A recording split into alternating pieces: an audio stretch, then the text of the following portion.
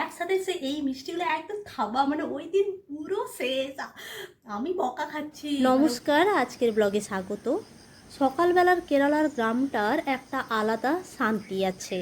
দিনের কোলাহল শুরু হওয়ার আগের এই সময়টুকু আমার খুব প্রিয়।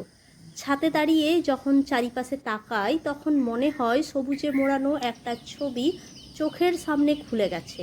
পাখির ডাক, গাছের ফাঁক দিয়ে হাওয়া, এমন সকাল দেখেই এখানে দিনের শুরু হয়। রাতের ভাত একটু বেঁচে গিয়েছিল, সেই ভাত আর ভাতের মাড় একসাথে ভালো করে মেখে রেখে দিয়েছিলাম। আজ সকালে সেটাই গাছের গোড়ায় দিয়ে দিচ্ছি। অনেকেই বলেন এতে মাটির উপকারী জীবাণু বাড়ে, গাছও ভালো থাকে। আগে আমি এইসব জানতাম না। এই সোশ্যাল মিডিয়াতে আসার পর আপনাদের কাছ থেকে আর এখানকার মানুষের কাছ থেকে অনেক কিছু শিখেছি, আর সেইগুলো আমি এখন অ্যাপ্লাই করছি। ঠিক তখনই শুনলাম মাছ আলার ডাক। কেরালায় গ্রামে এই দৃশ্যটা খুবই সাধারণ। আমাদের বাংলার মতো এখানকার মানুষও মাছ খেতে খুব ভালোবাসেন। মাছে ভাতে যেমন বাঙালি, সেই রকম মাছে ভাতে মালায়ালিও। बड़ा बड़ा देखिए। मम्मी ये कितना प्राइस बोला 1 किलो का? 300 1 kg. ഇതിപ്പോ 150. നീ മേടിച്ചോണ്ട് പോനെ ഒരു 10.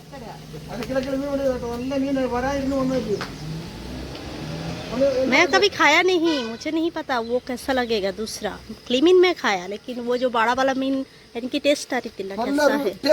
नल्ला टेस्ट है ना। ഒരു ഹാഫ് വെട്ടി এই মাছটা আমি কোনোদিন খাইনি, কেমন হবে কি জানি।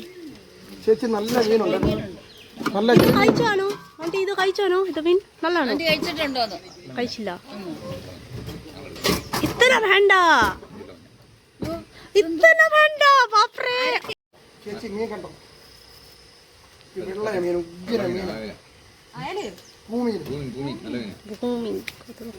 এখানকার মাছের আঁশ ছাড়ানো দেখুন, এরকম কেটে ছালটাকে পুরো ছাড়িয়ে দেবে। ആരാ നോക്കി വന്നെ?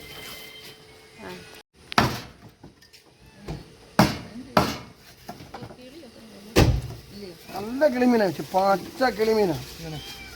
ഇപ്പോഴത്തെ ബോട്ടുകാർക്ക് കിട്ടിയല്ല, വള്ളക്കാർക്ക് കിട്ടിയ നല്ല മീനാ.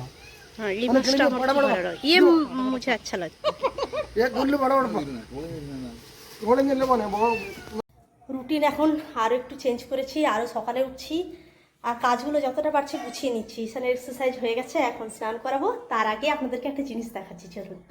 এই দেখুন, मम ये मलयालम में क्या नाम है इसका? പവിഴമല്ലി. पाबिरा मल्ली. പവിഴമല്ലി. पाबिरा मल्ली. ডাল থেকে যদি হয় তাহলে আমি একদিন মন্দিরে গিয়ে একটা ডাল কেটে নিয়ে আসবো, নিয়ে বাড়িতে লাগাবো। চলুন এবার ঈশানকে স্নান করাই।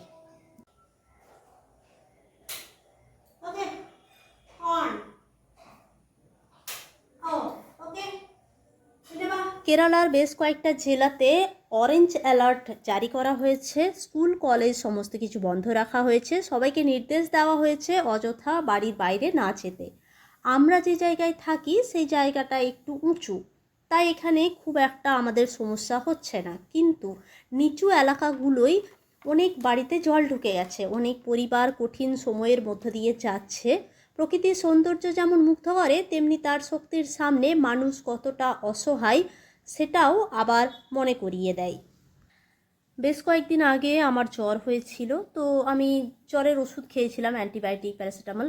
কিন্তু জ্বরটা তো ছেড়ে গিয়েছিল, আমার গলাটা কেমন যেন হয়ে গিয়েছিল, কফ জমে গিয়েছিল, সেটা আর কিছুতে যাচ্ছিল না। তারপরে মম বললেন যে এখানে কোট্টাক্কাল আর্য বৌদ্ধশালা, যে এখানে কেরালার আয়ুর্বেদার ক্লিনিক আছে, আমাদের গ্রামে বিভিন্ন জায়গাতে আছে, সেখানে যেতে। সেখানে ডাক্তারও থাকেন। তো সেখানে গেলাম, তারপর ডাক্তারকে বললাম, ডাক্তার আমাকে ওষুধ জিজ্ঞাসা করলেন। এই আয়ুর্বেদা ওষুধগুলো একটু তেতো হয়, তাই ডাক্তার আমাকে জিজ্ঞাসা করলেন যে আপনি সিরাপ নেবেন না ট্যাবলেট নেবেন। এখন ট্যাবলেটও পাওয়া যাচ্ছে, তো আমার মতো যাদের সিরাপ খেতে কষ্ট হয় তাদের জন্য এই ট্যাবলেটগুলো ভালো। এই ওষুধগুলো 5 দিনের ওষুধ, আর খাবার পরে এত কফ বেরিয়েছে, এখন দেখুন গলাটা অনেকটা ক্লিয়ার হয়ে গেছে, আপনারা ভালো বুঝতে পারবেন আগের ভয়েস ওভার আর এখনকার ভয়েস ওভার। একবার করে বৃষ্টি আসছে, একবার করে রোদ দিচ্ছে, এই কাপড় নিয়ে কেলেঙ্কারি কাণ্ড। তাই ডিসাইড করলাম আর আমি বাইরে দেবো না বাবা, আমি এই ব্যালকনির মধ্যেই দিয়ে দিচ্ছি। আর এত এত কাপড় না, মানে মেলার জায়গা নেই। ঈশানের এক বালতি, আমার আছে, শাশুড়ি মায়ের, শ্বশুর মশাইয়ের, মানে রাখার জায়গা নেই। এখন দেখুন রোদ দিচ্ছে, মানে মায়া খেলা, রোদের মায়া খেলা চলছে। আর ওইদিকে আমাদের গৌরীকুটি আম্মা কাপড় ধুচ্ছেন। ঈশানকে একটু খাইয়ে দিই, ওকে রোজ একটা ফল দিই যে কোনো, ও কিবিটা খেতে খুব পছন্দ করে।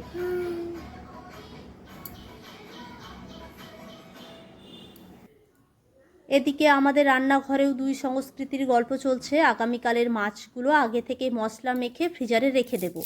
2 রকমের মাছ নিয়েছি, তো 2 রকমের মাছ আজকে রান্না করব না। যেগুলো গোলাপি কালারের মাছ ওইগুলো হচ্ছে ক্লিমিন, আমাদের অনেকটা ভোলা মাছের মতো দেখতে, খেতে বেশ সুস্বাদু লাগে। তো সেই মাছগুলো মশলা মাখিয়ে ফ্রিজারে রেখে দেবো, কালকে ভাজা করব।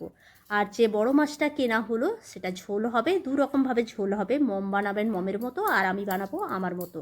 যেহেতু আমি এই মাছটা আগে কোনো দিন খাইনি, তো জানি না কেমন খেতে লাগবে, তাই খুব সাধারণভাবে ঝোল বানাবো, সর্ষে আর জিরে বাটা দিয়ে, আর দেবো টমেটো। অনেক বাঙালি নতুন এখানে এসেছেন কেরালাতে, আর তারা আমার ভিডিও দেখে আমাকে কমেন্টস করেছেন, মেসেজ করেছেন যে এখানে কি কি মাছ পাওয়া যায়। তো এখানে ইলিশ মাছ পাওয়া যায় না, আমি অনেক খোঁজ করেছি, এখানে ইলিশ মাছ নেই, মার্কেটে দেখিনি কোনো দিন।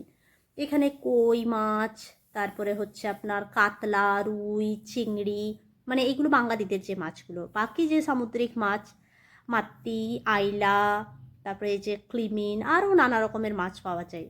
তো আমরা বাঙালিরা, আমরা মানে মিষ্টি জলের মাছ খেতে বেশি ভালোবাসি। আমাদের সামুদ্রিক মাছের টেস্টটা খুব একটা, মানে আমার বলছি, আমার খুব একটা ভালো লাগে না। তবে এই ক্লিমিনটা আমার খুব ভালো লাগে। এটা কিন্তু মানে সামুদ্রিক মাছ হওয়া সত্ত্বেও এটা বেশ খেতে কিন্তু মিষ্টি।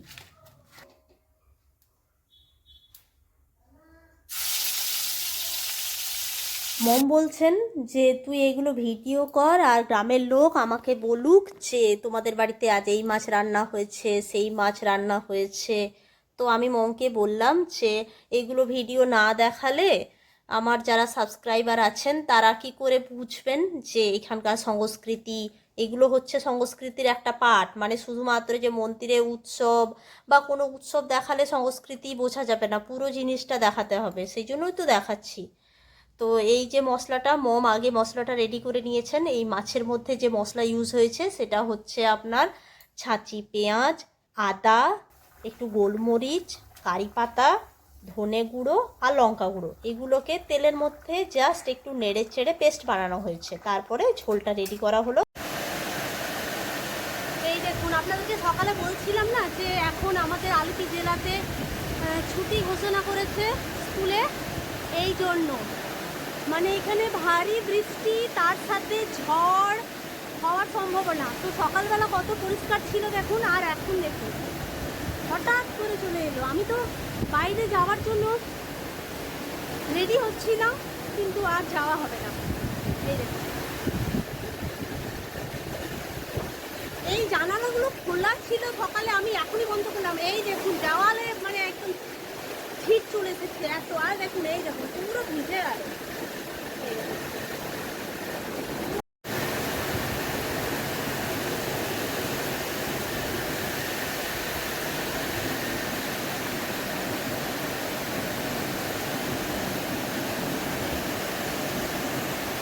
একটু বাইরে যেতাম ঈশানের কাজেই, আমাদের সামনে একটা থেরাপি সেন্টার খুলেছে, তো সেটা কেমন দেখতে যেতাম। ডাক্তার যেভাবে বললেন, আমরা যেখানে থেরাপি করাচ্ছি সেটা তো চলবেই, আরও যদি একটা মানে সপ্তাহে 1-2 দিন যদি যোগ করা হয় তাহলে ঈশানের জন্য খুব ভালো। মানে আমি যেটা করাচ্ছি, আমি তো আর এক্সপার্ট নই, আমি যেটা দেখে আসছি সেটা করাচ্ছি। নোজ কারিকে, নোজ কারিকে, নোজ কারিকে, নোজ আমু মেডে, নোজ আমু মেডে, নোজ এত জোরে ধরে না। আমাদের গাছের পেয়ারা, জানি না ভিডিওতে এত কেন ছোট দেখাচ্ছে, এতটাও কিন্তু ছোট নয়, এটা মাঝারি সাইজের, আর খেতে খুবই মিষ্টি, আর ভেতরটা পিঙ্ক কালার, খেতে খুবই মিষ্টি। আর মার্কেটে আরও একটা পেয়ারা দেখেছি বেশ বড় সাইজের, এই রকম পিঙ্ক কালার ভেতরটা, কিন্তু ওইগুলোতে সিড থাকে না, সিডলেস। সবার খাওয়া দাওয়া হয়ে গেল, ঈশানকে ওর ঠাম্মার রুমে ঘুম পাড়িয়ে দিয়ে এলাম। আর মাছটা খেতে কিন্তু খুব ভালো লাগলো, খুব মিষ্টি খেতে মাছটা। এই যে টানটানা 24 তারিখে বানিয়েছিলাম, আজকে হচ্ছে 31 তারিখ, আর মাত্র দুটো পড়ে আছে। আমার লাক ভালো যে দুটো পড়ে আছে, নইলে আপনাদেরকে এই খালি ডাব্বাটাই দেখাতে হতো। আজকে এখন এই দুটো ভাত খেয়ে এলাম, ভাত খেয়ে এই দুটো খেয়ে যাবো, ব্যাস শেষ। কাল থেকে আর নেই। আর যেদিন বার্থডে ছিল সেদিন কি হয়েছে জানেন, এত তাড়াতাড়ি শেষ হতো না। যেদিন বার্থডে ছিল সেদিন আমাদের পাশের বাড়িতে আমরা গিয়েছিলাম। আমি, ঈশান, আমার শাশুড়ি মা, সেই সকাল থেকে চলে গিয়েছিলাম। বাড়ি একদম পুরো ফাঁকা, বাড়িতে কেউ নেই। উনি মানে এই ডাব্বাটা, আমি যেদিন বার্থডে ছিল সেদিন এই ডাব্বাটা মোটামুটি এতটা এতটা পর্যন্ত আমরা মানে সবাই মিলে খেয়েছিলাম। যখন ফিরে আসছি আমি একটা ভাবছি নাড়ু খাই, বের করতে যখন যাচ্ছি তখন এতটা খালি। হ্যাঁ, আমার মাথায় মানে হাত। মমকে যখন বলছি, মম আমাকে পুরো বকা। মম বলছে হ্যাঁ তুই খা, তুই বানা, তুই খা, কোনো প্রবলেম নেই, কিন্তু এবার যখন ডাক্তারখানা যাবে এবার দেখবি ডাক্তার কেমন বকা দেবে। দুবেলা ইঞ্জেকশন, ঠিক আছে, আর এইদিকে এইটা চলছে নিয়ে আমাকে বলে দিয়েছেন, শর্ত দিয়ে দিয়েছেন, এবারে যদি কোনো মিষ্টি টিষ্টি বানাস তাহলে তুই তোর নিজের রুমে গিয়ে রাখবি। আমার না ওইটা কেমন লাগে, মানে খারাপ লাগে যে নিজের রুমে কেমন সেই লুকিয়ে ছাপিয়ে রাখতে ভালো লাগে না, কিন্তু কি করব। এদিকে আমার 1 কিলো ওজন বেড়ে গেছে। ঈশানকে ডাক্তার দেখাতে গিয়েছিলাম, সেদিন ঈশানের ওয়েট চেক করলাম, আমারটাও চেক করে নিলাম। আগে আমি 50 ছিলাম, এখন 51, 1 কিলো বেড়েছে। তো সেটা নইলে মিষ্টি খাওয়ার জন্য বেড়েছে, আবার কমে যাবে, ওটা কোনো প্রবলেম নয়, কিন্তু ওনার এখন কি অবস্থা হয়েছে আমি জানি না। বাঙালিদের বলুন, একটু ভাত খেয়ে খাওয়ার পরে না একটু মিষ্টি খেতে মনে হয়, কিছু যদি না থাকে না আমি গুড় খেয়ে নিই, কী করবো। এইবার আজকে আর এই মিষ্টিটা খেতে এত ভালো লাগে, মানে কি বলবো, সত্যি কন্ট্রোল করা খুবই মুশকিল। আর সুগার যাদের আছে না তাদের মানে মিষ্টির প্রতি একটা ভালোবাসা, মানে মিষ্টি ডাকে তাদেরকে, আয় আয় খাবি। আমার বর থাকলে পরে তো আরও আগে শেষ হয়ে যেত। যাই হোক, আজকে ব্লগটি এই পর্যন্তই। ব্লগটি কেমন লাগবে জানাবেন, ভালো লাগলে লাইক আর শেয়ার করবেন। আর আপনাদের সাথে আমি দেখা হচ্ছে আমার পরের ব্লগে। সবাই খুব ভালো থাকবেন, সুস্থ থাকবেন আর খুব আনন্দ থাকবেন। ধন্যবাদ।